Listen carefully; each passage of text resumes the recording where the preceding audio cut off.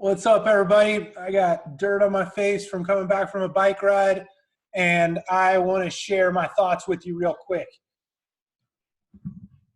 For those of you that are young, that are going through the school system right now, I got news for you. For those of you that are older, you probably figured this out. If you haven't, good luck to you, because I think you will eventually.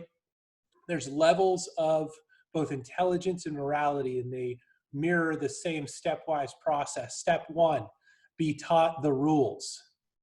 Step two, learn the rules enough such that you can navigate them creatively, okay? Happens in morality, happens in intelligence, right?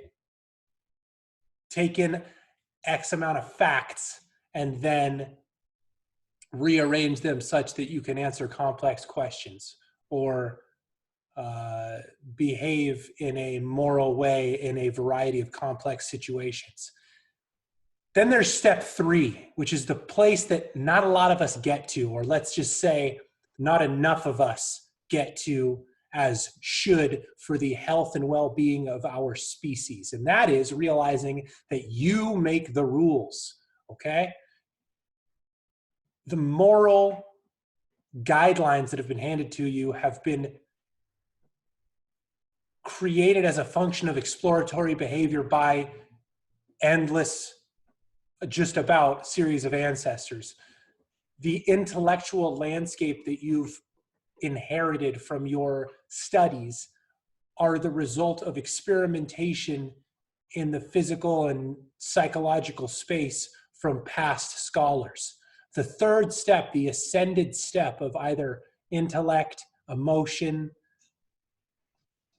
moral action, takes place when you realize that you make the rules of the game. The same developmental process is seen in children when they play games. First, they learn the rules of the game. Next, they play a game with rules that they've been taught. Third, they create rules such that the game is their own. Play your own game. Stop playing other people's game. It's a waste of your fucking time.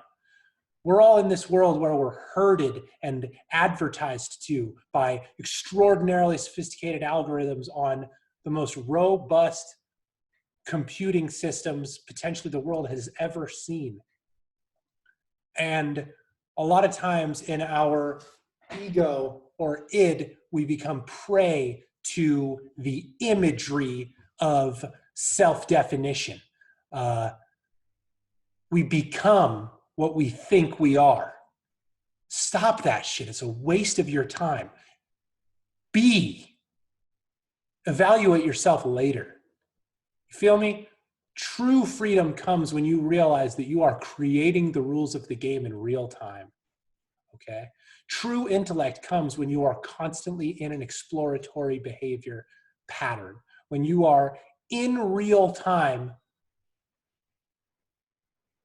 navigating the labyrinth of human experience.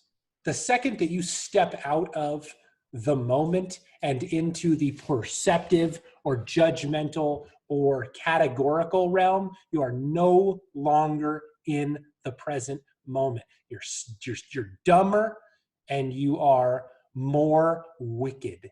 Why are you more wicked in that version of yourself? I'll tell you why. Because when you extrapolate and judge others based on your perception of that person, you are no longer evaluating that person in real time.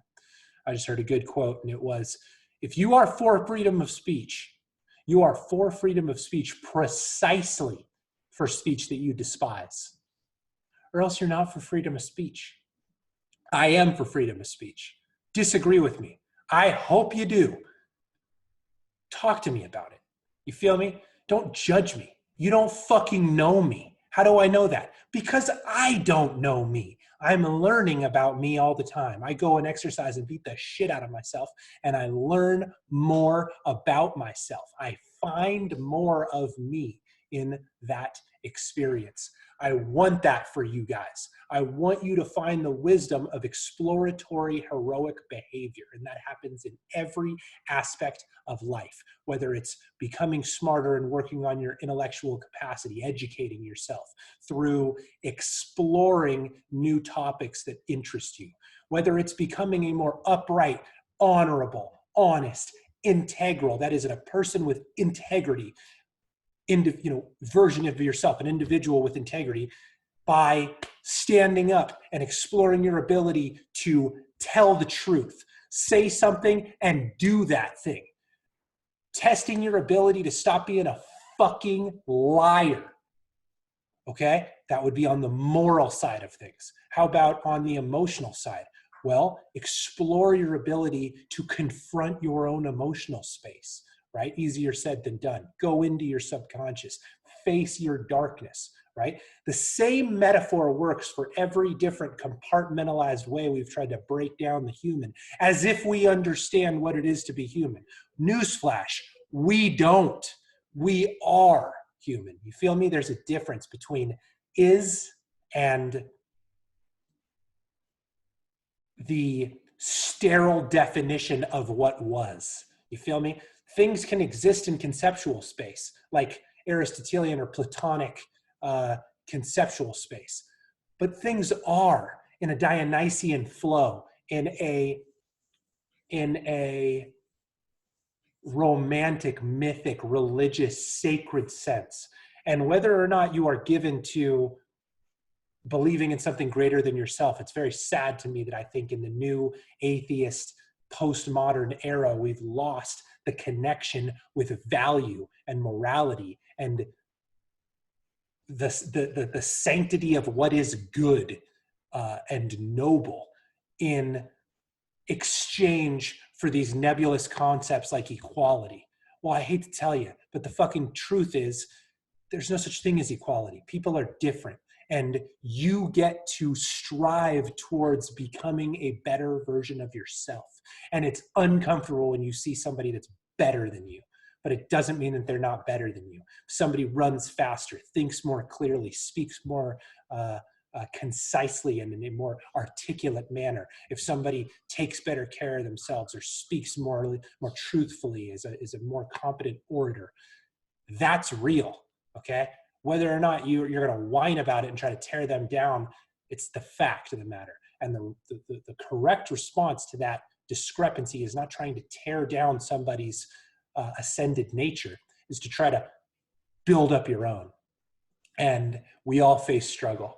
And the beauty of struggle is that honest struggle without